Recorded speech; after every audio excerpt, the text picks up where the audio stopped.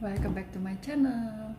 Nah, kali ini saya ingin membahas tentang tips untuk anak yang telat bicara. Nah, dalam pembahasan kali ini menurut opini saya pribadi ya. Jadi boleh diikutin, boleh juga enggak. Pertama, di dalam satu keluarga itu kan biasanya ada yang pakai bahasa Mandarin atau bahasa Inggris, bahasa daerahnya, daerah keluarganya maksudnya ya. Nah, tapi kalau untuk anak yang telat bicara ini, kita tuh nggak boleh pakai bahasa macem-macem gitu. Kalau bisa satu bahasa aja, bahasa Indonesia dulu. Jangan dicampur sama bahasa Inggris gitu atau bahasa Mandarin, itu nanti bikin anaknya bingung gitu. Jadi lebih baik satu bahasa dulu yang dipelajari sampai dia benar-benar menguasai bahasa Indonesia, barulah diajarin bahasa-bahasa lainnya. Terus yang kedua, biarin anak itu nonton, boleh nonton tapi jangan nonton film yang gak ada suaranya. Nah, waktu itu saya juga salah tuh ngasih si Lionel nonton film-film yang kartun sih, film kartun tapi yang gak ada suaranya. Nah, itu film Shaun the Sheep, terus Angry Bird, itu kan gak ada suara sama sekali kan. Di Shaun the Sheep juga dia cuma embek-embek doang gitu kan. Terus kalau Angry Bird juga gak ada ngomong gitu, gak ada suara. Jadi kasihlah tontonan untuk anak yang ada suaranya, dan kalau bisa tuh bahasanya Indonesia gitu, atau lagu-lagu nyanyi gitu. Cuman waktu itu memang benar-benar sih salah besar gitu loh. Kita pikirkan dia suka, dia anteng duduk nonton, ternyata itu kan nggak ada suaranya, dan itu salah besar gitu loh. Jadi harus ada suaranya, berbahasa gitu. Lalu tips yang ketiga, apa yang diajari di saat terapi harus kita terapkan di rumah. Apa yang terapis pesan ke kita gitu sebagai orang tua, tolong ya nanti di rumah tuh begini kan. Mereka kan pasti kasih saran gitu loh, kasih tips di rumah harus gimana. Nah, itu kita harus lakuin, harus rutin, karena bagaimanapun waktu yang lebih banyak dihabiskan bersama anak itu kan bersama orang tua gitu, bukan bersama terapis. Paling bersama terapis itu cuma 30 sampai 45 menit per sekali ketemu kan. Nah, jadi kita harus benar-benar lakuin di rumah gitu apa yang si terapis kasih tahu. Ini juga harus dilakukan secara rutin, jangan sekali dua kali doang gitu, tapi setiap hari gitu. Dan itu misalnya abis selesai bangun pagi, mandi, makan gitu. Nah, itu terapi tuh sejam. Ya jangan lama-lama juga. Kalau lama-lama kan juga si anak pasti bosan, karena di saat terapi itu kan butuh konsentrasi ya. Bener-bener si anak fokus, konsentrasi. Jadi takutnya dia bosen gitu loh kalau kita kelamaan. Maksimal 1 jam aja.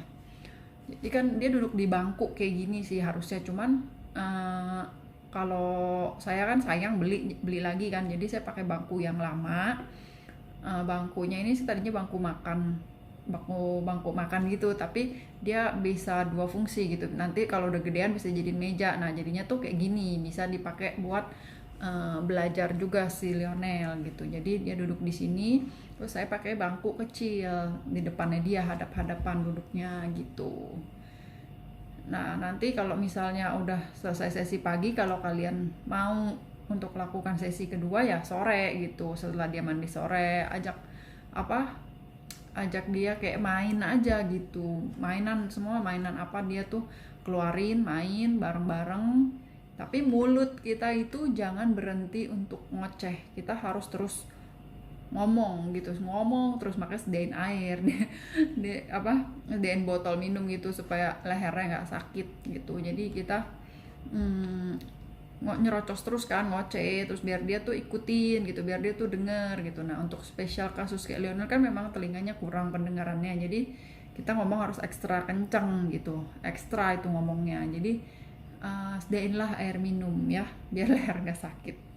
Lalu habis itu, oh ya, mainan yang digunakan untuk terapi di rumah, kalau bisa mainannya tuh mirip-mirip atau sama dengan yang di terapi, supaya si anak tuh nggak bingung gitu, dan oh mainannya kayak gini gitu loh, oh ini kayak gini, jadi dia tertarik gitu, oh dia bisa ya kan. Kalau kalau seorang anak itu udah bisa, dia kan akan happy gitu mainnya gitu loh, oh mainnya kayak gini ya gitu. Kalau misalnya baru terus, dia kan bingung gitu. Biar dia menguasai dulu satu mainan ini sampai dia udah bosen, baru kita ganti yang lain gitu. Dan kalau bisa tuh sama. Nah, mainan-mainan ini tuh saya belinya di pasar pagi karena harganya jauh lebih murah dibandingin di mall gitu. Untuk pertama kali kan, kalau untuk kayak kasus Lionel kan, dia belum bisa ngomong mama papa pun, mengenali mungkin dia kenal gitu, tapi dia belum bisa mengucapkan bahwa ini, oh ini mama gitu, oh ini papa, dia belum bisa. Jadi uh, metodenya itu sama si terapisnya, kita disuruh bikin satu album album foto gitu, dibawa ke setiap kali terapi dibawa, dan di rumah pun juga kita tetap ajarin ya.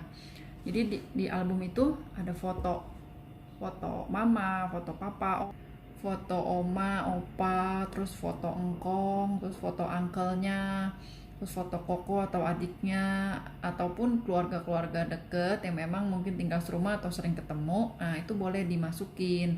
Nah nanti juga misalnya udah satu-satu gitu, terus nanti ada lagi yang berdua-berdua, biar dia bisa saling bisa dia sambil sambil kenalin gitu, oh ini koko yang ini, papa yang ini, uncle yang ini gitu, atau oh ini mama sama omanya gitu, biar dia bisa membedakan koko sama engkong gitu. Terus jangan lupa foto-foto ekspresi. Nah, ekspresi muka. Boleh foto, maksudnya foto dalam manusia gitu, foto manusia beneran boleh, atau foto kartun juga boleh. Yang penting foto itu jelas ekspresi marah, ekspresi sedih, atau ekspresi lagi happy gitu. Nah ini perlu dibikin sih per card gitu, kayak kartu, nanti dimasukin ke album itu juga, jadi biar dia tahu, oh ini marah tuh kayak gini, itu kayak gini, ngomongnya bagaimana gitu. Kalau misalnya belajar pengucapan, si anak sama kita itu harus duduk hadap-hadapan gitu. Jadi si anak di sini, kita di sini, nah ini kan meja nih, jadi itu hadap-hadapan duduknya, supaya dia ngeliat kita pengucapannya, mulutnya tuh bergeraknya bagaimana gitu. Jadi dia bisa mengikuti gitu. Jangan dia duduk di sini terus kitanya gimana gitu kan, nggak balance, jadinya dia nggak bisa lihat. Tapi kalau untuk kasus kayak si Lionel, misalnya kayak sesi pagi tuh, sesi pagi ya seperti itu. Nah sesi keduanya misalnya sore di rumah, bebas aja gitu dia duduk gitu di mana. Nah saya tetap ngoceh gitu, tetap ini ya Leon, ini ya gitu, tetap misalnya ini warna biru ya, atau ini gitu, tetap ngomong tapi di sebelah kanan, karena telinga dia yang berfungsi itu kan di sebelah kanannya ya, yang berfungsi bagus. Jadi ngocehnya ngomongnya itu dari sebelah sisi kanan gitu. Itu aja sih tips dari saya, mudah-mudahan bisa bermanfaat buat kalian para orang tua yang anaknya mengalami speech delay kayak Lionel. Thank you guys for watching my video. Ini mainan-mainan Lionel, belajar buat nyebutin nama-nama hewan juga bisa. Terus main mobil-mobilan, belajar warna-warna, sebut-sebutin aja warna mobil-mobilannya tuh ada warna apa gitu. Hitung. Nah, ini mainan-mainan kayu yang saya beli di pasar pagi.